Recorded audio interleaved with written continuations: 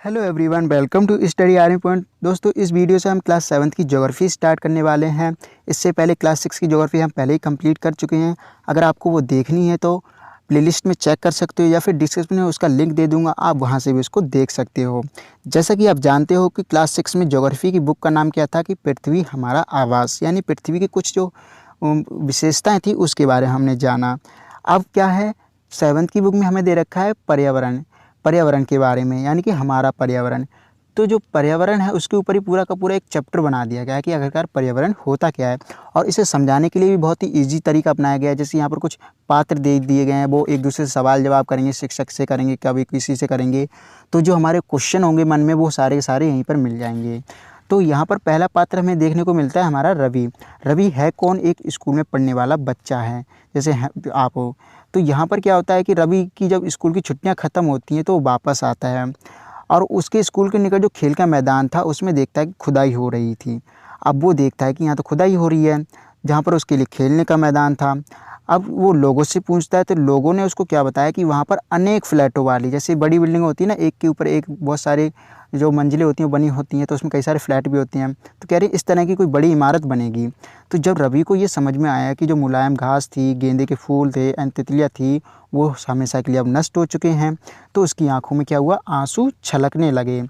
उसने यह बात अपने सहपाठियों यानी कि मित्रों, दोस्तों, फ्रेंड्स को बताई।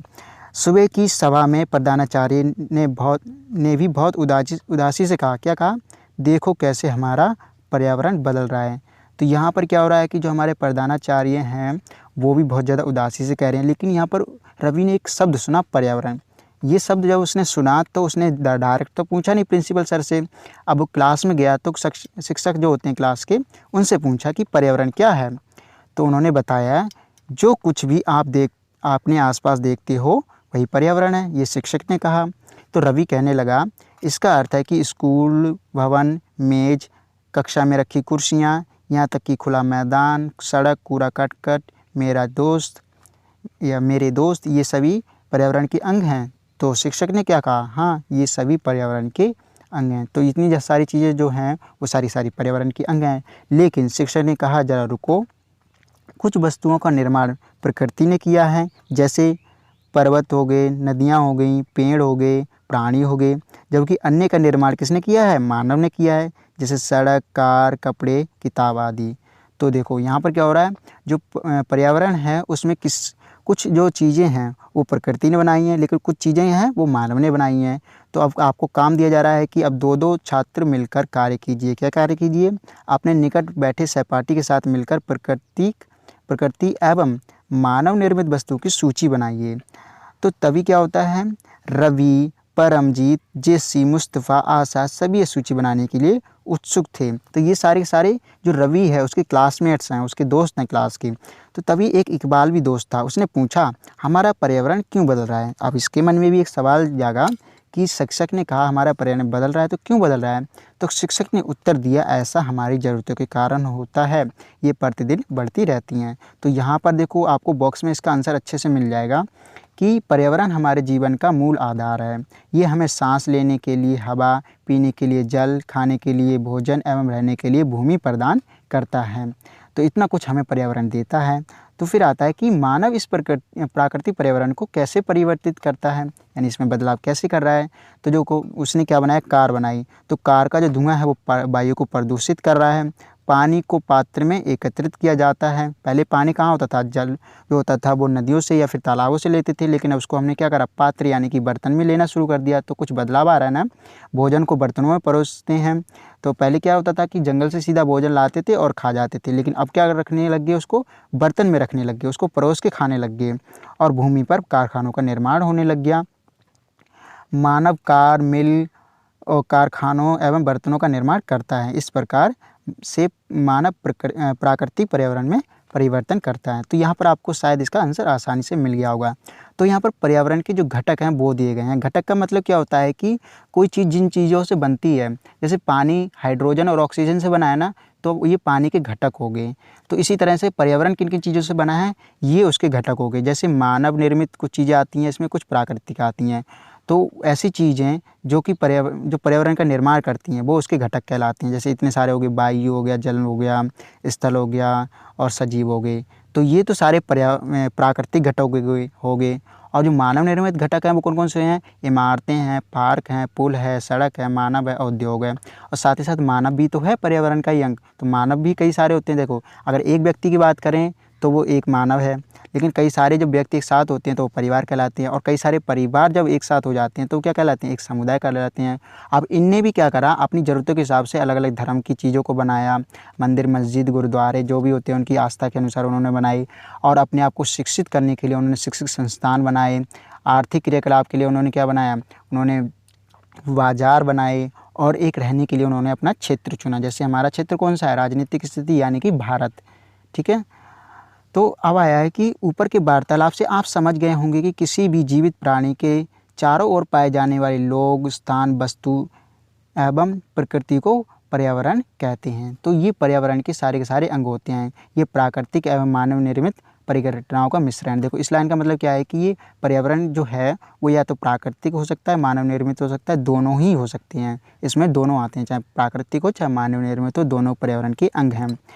प्राकृतिक पर्यावरण में पृथ्वी पर पाई जाने वाली जीवीय एवं अजीवीय दोनों परिस्थितियाँ सम्मिलित रहते हैं। तो देखो, प्राकृतिक जो हमारा पर्यावरण होता है उसमें जीवीय और अजीवीय दोनों आते हैं। तो जीवीय का मतलब क्या होता है? जो जीवित है। अजीवीय मतलब जो जीवित नहीं है।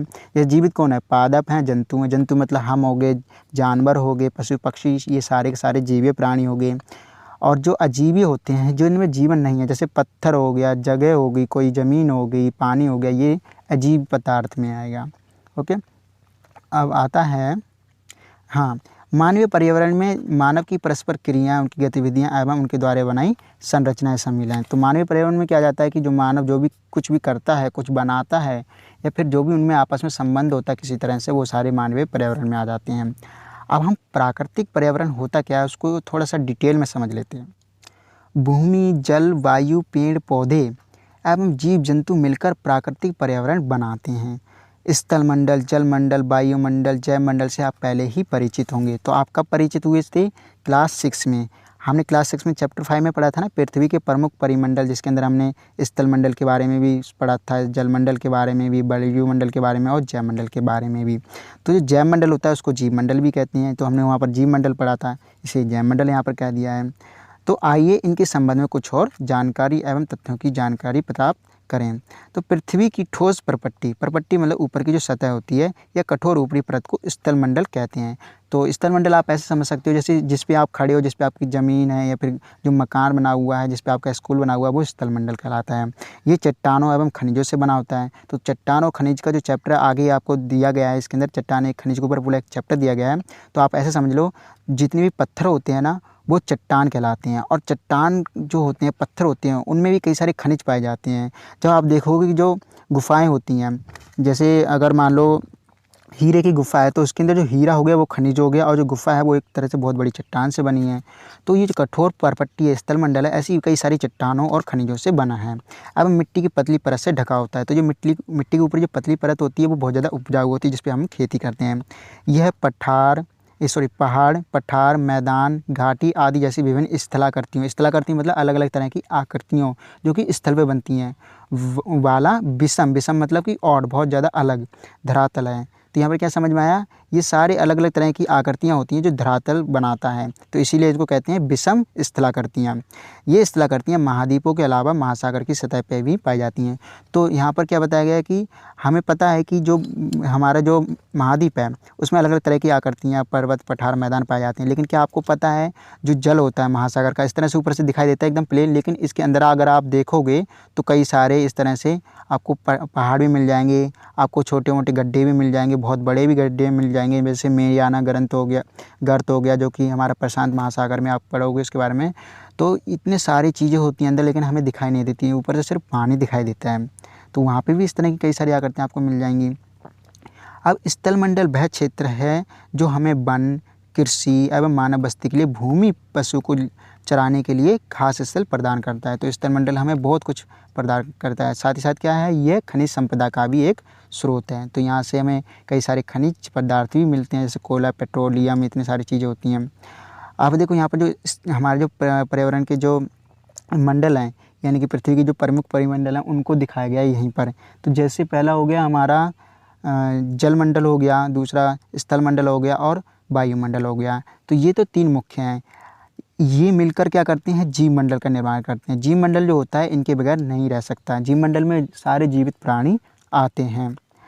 अब आता है जल के क्षेत्र को जलमंडल कहते हैं। ये जल के विभिन्न स्रोतों जैसे नदी, झील, समुद्र, महासागर आदि जैसे विभिन्न जलाशयों से मिलकर बनता है। ये सभी प्राणियों के लिए आवश्यक है। तो जल होता है उसको सभी प्राणियों की आवश्यकता पड़ती है। जैसे अगर हम पौधों की बात करें तो वो ज़मीन से जल लेते हैं, हम पीते हैं, और जो जानवर होते हैं वो भी पीते हैं। तो जितने भी प्राणी हैं उनके लिए जल बहुत ज़्यादा आवश्यक है, जो कि हमें किन किन स्रोतों से मिलता है, चाहे वो नदी हो, झील हो, समुद्र, महासागर हो। फिर पृथ्वी के चारों ओर फैली हुई वायु की पतली परत को वायुमंडल कहते हैं। पृथ्वी का गुरुत्वाकर्षण बल अपने चारों ओर के वायुमंडल को थामे रखता है, यानी कि इसको कस के पकड़ के रखता है। यह सूर्य की झुलसाने वाली गर्मी एवं हानिकारक किरणों से हमारी रक्षा करती है। तो वायुमंडल क्या करती है, देखो पूछ सकता है कि वायुमंडल का क्या कार्य है। तो ये क्या करती है, सूर्य से आने वाली गर्मी एवं हानिकारक किरणों से हमारी रक्षा करती है। तो ओजोन परत होती है हमारे वायुमंडल में, वो हमारी जो सूर्य से आने वाली हानिकारक किरणें होती हैं उनसे हमारी रक्षा करती है। कई प्रकार की गैसें, धूलकण एवं जलवाष्प उपस्थित रहते हैं। तो देखो हमारा जो वायुमंडल है इसमें कई प्रकार की गैसें होती हैं, उसमें धूलकण भी होते हैं, और जलवाष्प यानी कि जो जल होता है ना, जो वाफ होती है बनती है पानी की, वो भी हमारे वायुमंडल में ही उपस्थित होती है। वायुमंडल में परिवर्तन होने से मौसम एवं जलवायु में परिवर्तन होता है। तो हमने 6th क्लास में भी पढ़ा था कि जो हमारा मौसम होता है वो कैसे परिवर्तित होता है और जलवायु कैसे नापी जाती है। तो जो मौसम होता है वो बहुत जल्दी बदलता है, जबकि जलवायु होती है 10-20 साल में एक बार नापी जाती है कि अगर वो कांस्टेंट एक जैसी बनी रहती है, ठंडी की ठंडी, तो वहाँ की शीत जलवायु हो जाएगी। अगर वो बदलती रहती है तो वहाँ की अलग जलवायु होगी। अब आता है कि पादप एवं जंतु मिलकर जैवमंडल या सजीव संसार का निर्माण करते हैं। तो हमने क्या देखा था कि जो जैवमंडल है वो सजीव संसार है, यानी उसमें सिर्फ सजीव जीव रहते हैं जो जीवित हैं। यह पृथ्वी का वह संकीर्ण यानी कि छोटा क्षेत्र है जहाँ स्थल, जल एवं वायु मिलकर जीवन को संभव बनाते हैं। तो बिना स्थलमंडल के, जलमंडल के और वायुमंडल के सजीव संसार जो जैवमंडल है वो संभव नहीं है। इसीलिए जो पृथ्वी, जो हमारा जो पर्यावरण है, उसके जितने भी जीव हैं वो एक दूसरे पर निर्भर हैं। तो इसी के ऊपर हमारा एक नया टॉपिक आ जाता है, पारितंत्र क्या है। तो यहाँ पर रवि आ गया फिर से। तो रवि की कक्षा में एक एनसीसी कैंप में जेसी ने आश्चर्य से कहा। तो देखो यहाँ पर क्या हो रहा है कि रवि एक एनसीसी कैंप में गया हुआ है, तो वहाँ पर एक उसका दोस्त भी आया हुआ है, उसी की कक्षा का है, उसका नाम क्या है, जेसी है। उसने कहा कितनी मूसलाधार वर्षा हो रही है। तो मूसलाधार वर्षा होना मतलब बहुत तेज़ी से बारिश हो रही थी वहाँ पर। तो इससे मुझे अपना केरल याद आ गया। तुम सबको आकर देखना चाहिए कि कैसे हरे भरे खेत, नारियल के बागानों में लगातार बारिश होती रहती है। तो केरल कहाँ है हमारा, जो दक्षिण भारत है हमारा, इस तरह से जो दक्षिण भारत है वहाँ पर हमारा केरल है। तो वहाँ हमेशा वर्षा होती रहती है। क्यों? क्योंकि जो केरल है उसी के पास है हमारा समुद्र। तो समुद्र से ठंडी जो वायु होती है वो वर्षा करती है केरल में आके, यहाँ पर केरल है। तो जो हमारा जेसी है वो वहीं का रहने वाला है। तो वो जब देखा उसने कि यहाँ तो बहुत ज़्यादा बारिश हो रही है, तो इससे उसका अपना जो केरल है वो याद आ गया। तो तभी क्या होता है कि जो हमारा जैसलमेर का होता है, एक लड़का होता है, उसका नाम होता है हीरा, जो कि जैसलमेर हमारा कहाँ है, राजस्थान में है। वो कहता है कि हमारे यहाँ वर्षा होती ही नहीं, हमें दूर दूर तक केवल कीकर एवं रेत ही नज़र आती है। तो कीकर क्या होता है, कंकड़, और रेत जो आप जानते हो बालू। तो वो ऐसे ही बोलने लगा कि ये कह रहा है कि हमारे यहाँ बहुत ज़्यादा वर्षा होती है, लेकिन हमारे यहाँ तो होती ही नहीं है, केवल कंकड़ और रेती है वहाँ पर, लेकिन ऊँट भी तो वहाँ मिलते हैं। तभी रवि ने कहा कि तुम्हारे यहाँ ऊँट भी तो मिलते हैं। तो आगे देखो जो हमारा हीरा है वो क्या कह रहा है कि ऊँट तो मिलेंगे ही, जब तुम हमारे रेगिस्तान आओगे तुम्हें सांप, छिपकली, अनेक कीट भी देखने को मिलेंगे। तो रवि ने तो बस एक ऊँट को ही जानता था, यहाँ पे ये और भी बहुत सारी चीज़ें, सांप को बता रहा है, छिपकली को बता रहा है। तो रवि तो हैरत में पड़ गया कि मैंने तो बस ईंट ही देखा था, ये तो कई सारी चीज़ें जब बता रहा है। तो विभिन्न स्थानों पर पाए जाने वाले जीव जंतु, वनस्पति एवं लोगों के रहन सहन के तरीके इतने भिन्न क्यों हैं। तो ये रवि अब सोचने लग गया कि केरल में जीव जंतु जो पौधे हैं अलग हैं, वहाँ बहुत सारे नारियल के पेड़ हैं, लेकिन जबकि जैसलमेर में ऐसा कुछ भी नहीं है। तो क्या सभी का एक दूसरे के साथ संबंध है? तभी जो शिक्षक थे वो ये सारी बातें सुन रहे थे, तो उन्होंने कहा बिल्कुल बहुत संबंध है। तो शिक्षक ये बात कहने लगे। तो उन्होंने क्या बताया बच्चों को कि सभी पेड़ पौधे, जीव जंतु एवं मानव अपने आसपास के पर्यावरण पर आश्रित होते हैं। आश्रित मतलब डिपेंडेंट होते हैं, उस पर निर्भर होते हैं। वे प्राय एक दूसरे पर भी आश्रित होते हैं। तो यहाँ पर दो बातें समझ आती हैं कि वो पर्यावरण पे भी आश्रित हैं और वो एक दूसरे पे भी आश्रित हैं। एक दूसरे कौन? एक तो वो खुद, यानी कि अगर वो खुद अगर मान लो कि पौधा है तो दूसरा पेड़ पर जो जीव है उस पर निर्भर है, यानी कि पेड़ जीव पर निर्भर है और जीव पौधे पर निर्भर है। और ये दोनों ही किस पे निर्भर हैं? जो पर्यावरण है उस पे निर्भर है। समझ में आया? जीवधारियों का आपसी एवं अपने आसपास के पर्यावरण के बीच का संबंध ही पारितंत्र का निर्माण करता है। तो देखो यहाँ पर एक बार दोबारा पढ़ता हूँ। जीवधारियों का आपसी एवं अपने आसपास के पर्यावरण के बीच का संबंध ही पारितंत्र का निर्माण करता है। तो जीवधारी होगी कौन कौन से? या पेड़ पौधे या जीव जंतु। इन दोनों का आपसी संबंध यानी एक दूसरे पर निर्भरता और अपने आसपास के यानी जो जहाँ वो रहते हैं उसके पर्यावरण के बीच का संबंध जो है वो पारितंत्र है। ठीक है। अधिक वर्षा वाले वन, घास स्थल, रेगिस्तान, पर्वत, झील, नदी, महासागर एवं छोटे से ताल भी एक पारितंत्र हो सकते हैं। तो देखो यहाँ पर क्या है कि पारितंत्र होता क्या है। जैसे आप ऐसे समझ सकते हो, जो रेगिस्तान है वहाँ अगर आप छोड़ दो जाके घोड़े को छोड़ दो तो वो ज़्यादा दिनों तक ज़िंदा नहीं रह पाएगा। क्यों? क्योंकि घोड़े को चाहिए पानी, क्योंकि उससे बहुत ज़्यादा पसीना निकलता है। लेकिन जो रेगिस्तान में जो ऊँट होता है उसको पसीना तो आता ही नहीं है, ना के बराबर आता है, तो वो वहाँ पर कई दिनों तक, कई हफ्ता तक रह सकता है ज़िंदा। तो यहाँ पर क्या हो रहा है कि वो अपने जो पर्यावरण है उस पर बिल्कुल आश्रित है। अगर आप ऊँट को जाके कहीं और छोड़ दोगे तो वहाँ वो ज़िंदा नहीं रह पाएगा। तो जैसा पर्यावरण है वैसे ही जीव बने हुए हैं, वैसे ही उन्होंने अपने आप को विकसित कर लिया है। तो यही एक पारितंत्र है कि वो एक दूसरे पर आश्रित हैं। जीव जंतु एक दूसरे पर तथा पर्यावरण पर भी आश्रित हैं। अब इसी तरह से हमारा आता है मानवीय पर्यावरण क्या होता है।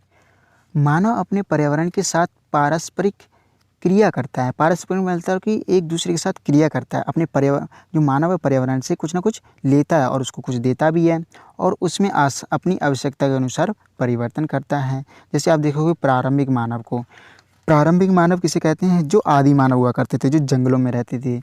तो उन्होंने स्वयं को प्रकृति के अनुरूप बना लिया था। उनका जीवन सरल था एवं आसपास की प्रकृति से उनकी आवश्यकताएं पूरी हो जाती थीं। तो जैसा कि आपको पता है कि उनको जितना चाहिए होता था वो उतना ही शिकार करके खाते थे। जितना उनको भूख लगती थी वो उतना ही जंगल से लाते थे, क्योंकि ज़्यादा लाएंगे तो वो ख़राब हो जाता था। उनके पास फ्रिज नहीं होता था, बर्तन रखने के लिए नहीं होते थे, ना ही तो उनके पास उस टाइम आग का आविष्कार हुआ था। तो उनका जीवन आसान था, जितना चाहिए उतना ही उनको लेना पड़ता था। समय के साथ कई प्रकार की आवश्यकताएं बढ़ीं। मानव ने पर्यावरण के उपयोग एवं उसमें परिवर्तन करने के कई तरीके सीख लिए। उसने फसल उगाना, पशु पालना एवं स्थायी जीवन जीना सीख लिया। तो आपको पता है कि पहले मानव पशु नहीं पालता था, फसल भी नहीं उगाता था, धीरे धीरे सीखा। फिर जब उसको मतलब फसल उगाई तो उसको एक जगह रहना पड़ता है, क्योंकि फसल की देखभाल करने के लिए उसको स्थायी जीवन जीना पड़ा। एक जगह पे रहकर उसको जीना पड़ा, यानी कि उसने घर बनाए।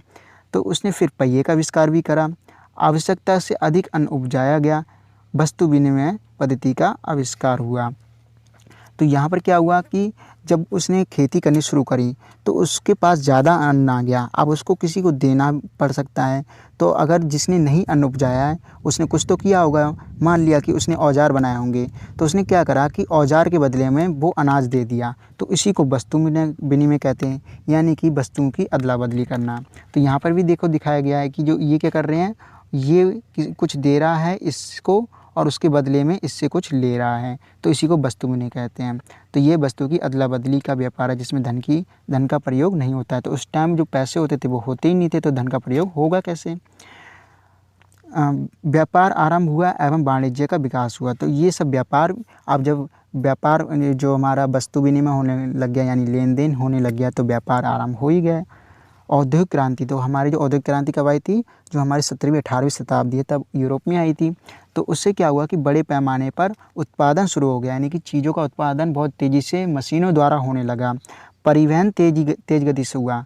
जो हमारे बड़े बड़े जहाज़ थे पानी के वो उनका निर्माण होने लग गया, तो परिवहन बहुत तेज़ी से हुआ। सूचना तंत्र जो वो होता है वो बहुत ज़्यादा विकसित हो गया, जिससे क्या हुआ, विश्व में संचार सहज और द्रुत हो गया। यानी कि जो संचार था आने जाने का, जो एक दूसरे को किसी को संदेश भेजना होता था वो आसानी से भेज सकते थे। तो क्या आप जानते हैं कि आप गर्मी में रसीला तरबूज एवं सर्दी में भुनी हुई मूंगफली खाना क्यों पसंद करते हैं? प्राकृतिक एवं मानवीय पर्यावरण के बीच सही संतुलन होना आवश्यक है। मानव को पर्यावरण के साथ समरसता से एवं उसका उपयोग सीखना चाहिए। तो यहाँ पर बस ये बताया गया है कि जो हम हैं यानी मानव है, उसको प्रकृति के साथ मिल के रहना चाहिए। अगर वो प्रकृति के अनुरूप नहीं रहेगा तो वो जीवित नहीं रह पाएगा। क्योंकि देखो यहाँ पर क्या होता है, गर्मी में जो रसीला तरबूज होता है वो बहुत ज़्यादा हमें गर्मी से राहत देता है, हमारे शरीर में जो पानी की कमी हो जाती है उसको पूर्ति करता है। जबकि सर्दी में क्या होता है, जो मूँगफली होती है वो हमें थोड़ी गर्मी प्रदान करती है, सर्दी से राहत देती है। तो ये समरसता होता है, यानी कि जो बैलेंस होता है वो हमें प्रकृति के साथ लेकर चलना चाहिए। अब आता है कि नूरी जो है वो रवि जो है, अब वो वहाँ पर एक आती है नूरी लड़की, जो कि कहाँ की है, मिज़ोरम की रहने वाली है। तो रवि की कक्षा में मिज़ोरम की एक लड़की है नूरी, वह अपने स्थान की हरियाली की बात करती है। तो मिज़ोरम आपने देखा होगा, जो हमारा पूर्वी भारत है वहाँ पर पड़ता है मिज़ोरम। तो वहाँ की रहने वाली है, वहाँ बहुत ज़्यादा पहाड़ी इलाका है तो वहाँ हरियाली भी ज़्यादा है। तो खेल का मैदान नष्ट होने के कारण रवि को उदास देखकर नूरी ने उससे कहा, अपने अपने आने वाली छुट्टियों में अपने घर मिज़ोरम आने को कहा। तो नूरी को जब पता चला कि उसका मैदान जो है बहुत ज़्यादा उदास हो गया ख़राब होने की वजह से, तो उसने कहा कि आपको इतनी अच्छी लगती है हरियाली, तो आप हमारे यहाँ आइए, आपको बहुत ज़्यादा हरियाली देखने को मिलेगी। जो कि कहाँ है, मिज़ोरम में उसका घर। तो रवि के शिक्षक ने सभी बच्चों से कहा कि छुट्टियों में वे जिन स्थानों पर जाएं वहाँ के भूदृश्य, घरों एवं क्रियाकलापों का चित्र बना के लाएं। तो यहीं पर शिक्षक का भी दिमाग चल गया कि क्यों ना बच्चों को होमवर्क दे दिया जाए, छुट्टियों का काम दे दिया जाए। तो उन्होंने कहा कि आप जहाँ पे भी जाओ वहाँ का दृश्य बना के लाओ। इससे क्या होगा कि बच्चों को पता चलेगा और शिक्षक को भी पता चलेगा कि वो कहाँ घूमने गए थे और किस किस तरह के भूदृश्य देख कर आए हैं। तो यहाँ पर आपका चैप्टर होता है ख़त्म। दोस्तों, अगर आपको वीडियो अच्छी लगी हो तो प्लीज़ लाइक करना, शेयर करना एंड सब्सक्राइब करके जो बेल आइकन है उसको ऑल पे सेट कर देना, ताकि आने वाली वीडियो आप तक पहले पहुँचे। Thank you.